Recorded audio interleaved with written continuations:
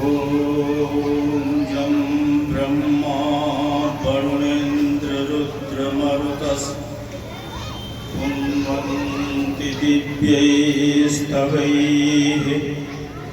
वेदैः साङ्गपदक्रमोपनिषदैः गायन्ति यं सामगाः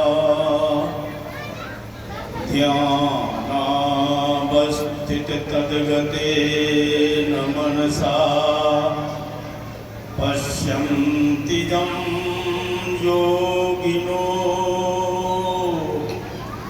यस्यान्तं न विदुःसुरासुरगणाः देवाय तस्मै नमः।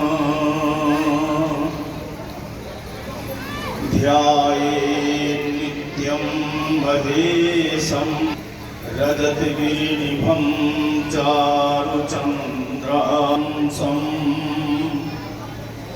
रत्नाकल्पोज्ज्वलाङ्गं परशुमृगवराभीतिहस्तं प्रसन्नं पद्मासीनं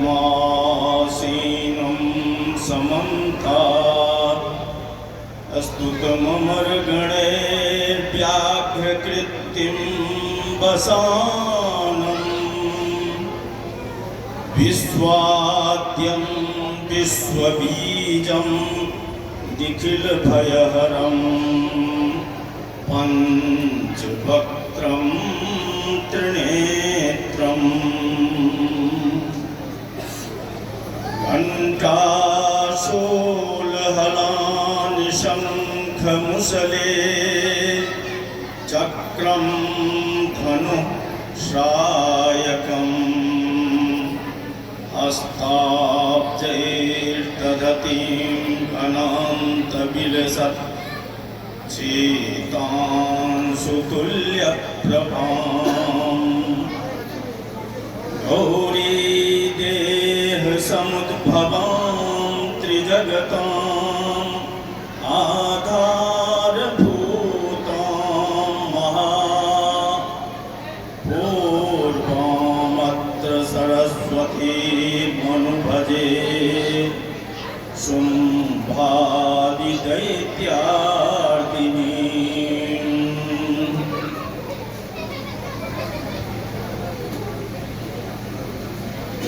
परम सम्माननीय श्री कथावाचक श्री विष्णुचित महाराज जी एवं मंच पर उपस्थित जागृत जितने विद्वान हैं वो विद्वान तथा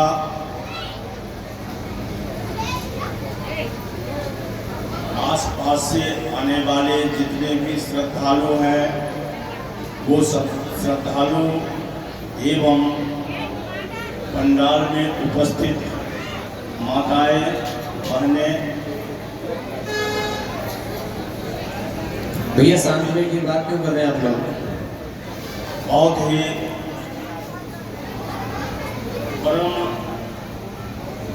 उत्साह की बात है जो आपके इस शीशगढ़ के पावन भूमि पर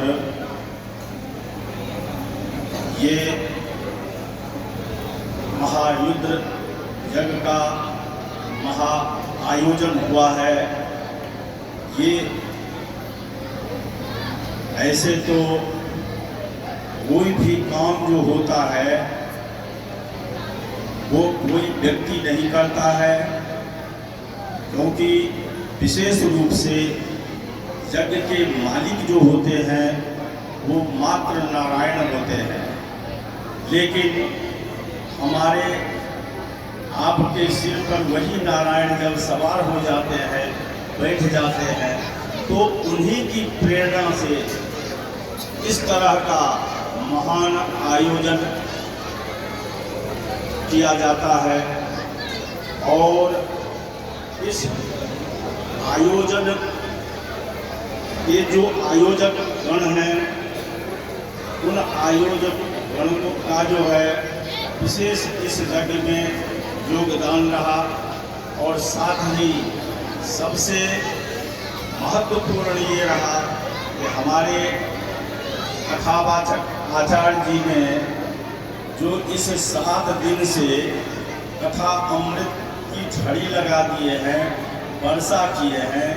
इस वर्षा में जो भी श्रद्धालु आकर के इस स्नान किया है, उन श्रद्धालुओं के लिए अपने को धन्य समझना चाहिए, क्योंकि शिव की उपासना, शिव का महत्व, इस विषय में आचार्य जी ने भी कई बार कहे हैं कि अनंत है। इनकी कथा जो है अनंत है। उस अनंत कथा को क्षुद्र प्राणी हम लोग क्या कह सकते हैं, लेकिन फिर भी क्योंकि शिव की महिमा का तो अनेक वर्णन आया है। शिव महिम्न स्तोत्र में एक श्लोक आया है कि स्मशाने स्वाक्रीडा स्मरहर पिशाचा सहचरा चिता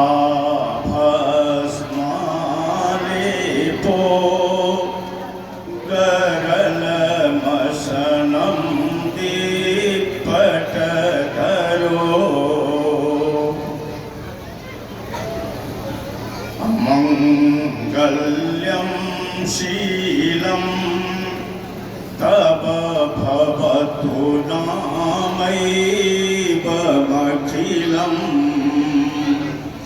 तथापि स्मर्तॄणां परम मंगल। अर्थात भगवान शंकर शिव जो हैं वो श्मशान में वास करने वाले होते हैं। श्मशान के फूल को, भस्म को शरीर में लपेटते रहते हैं। उनके साथ में भूत पिशाच जितने उनके गण हैं वो रहते हैं। और साथ में उनके गले में मुंड की माला धारण किए रहते हैं।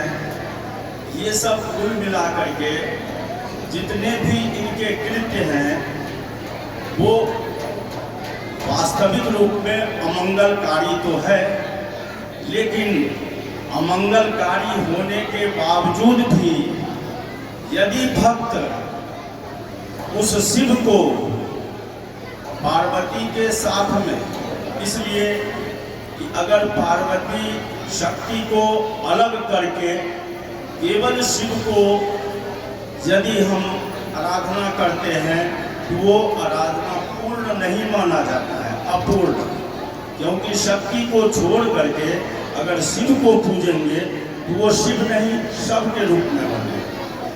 परंतु अगर शक्ति के साथ में भगवान शिव की अर्चना यदि करते हैं तो अमंगलकारी रूप को धारण करने के बावजूद भी भगवान शिव की आराधना में अगर भगवान शिव ने उस भक्त को वरदान देते हैं तो उनका वरदान मंगलकारी ही होता है। इसलिए भगवान शिव की आराधना किसी भी रूप में करेंगे तो उसका फल जो है, भक्ति का तो एक अद्भुत ही रूप होता है। जैसे आप खेत में किसी फसल की बीज को डाल देते हैं गेहूं को ही डाल देते हैं बीज के रूप में, फेंक देते हैं, जमीन के नीचे में वो बीज चला जाता है। परंतु बीज जब जमता है तो जिसका जमने वाला नीचे जाता है वो भी ऊपर को ही आता है।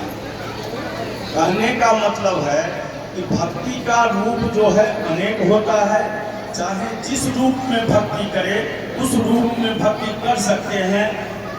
नाम से, संकीर्तन से, दान से, पूजन से, ये सब भक्ति का जो नवधा रूप आचार्य जी ने बताया है, उस नवधा रूप में भक्ति करें, किसी भी रूप में भक्ति करेंगे वो भक्ति का जो है रूप एक ही होगा, उसका जो फल होगा वो एक ही होगा। जैसे बीज का अंकुर जो है ऊपर ही जाता है, तो भक्ति का तो स्वभाव ही ऐसा है।